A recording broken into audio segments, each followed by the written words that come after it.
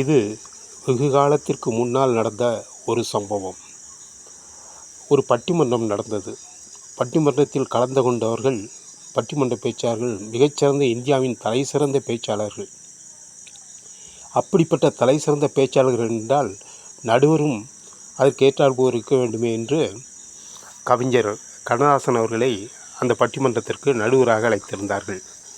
கவிஞருக்கும் அந்த பட்டிமன்றம் ரொம்ப பிடித்திருந்தது. பட்டிமன்றத்தின் தலைப்பு மிகவும் பிடித்திருந்தது. பட்டிமன்றத்தின் தலைப்பு என்னவென்றால்,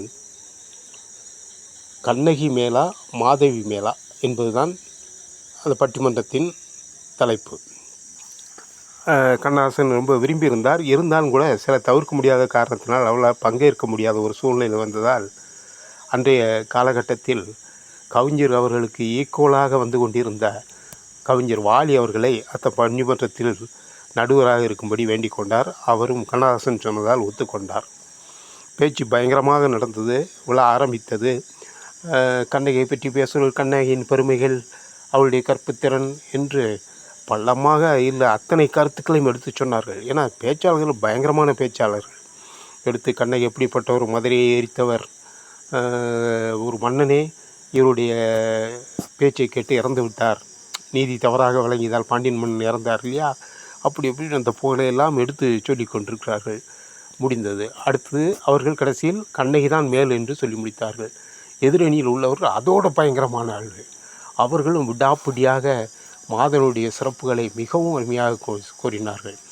மாதவி எப்படி அவரும் ஒரு கற்புக்கரசியாகத்தான் வாழ்ந்தார் கோவலனோடு என்று சொல்லி, கோவலன் சென்ற பின் கூட அவர் புத்தருடைய முழு சீடராக மாறிவிட்டார்.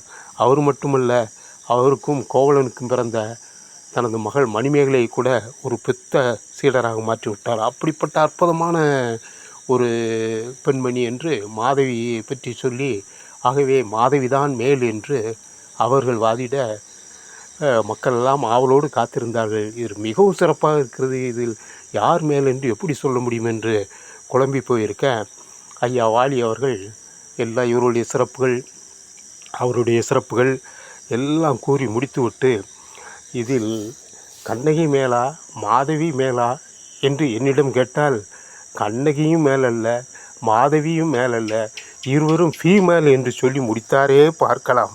நன்றி, வணக்கம்.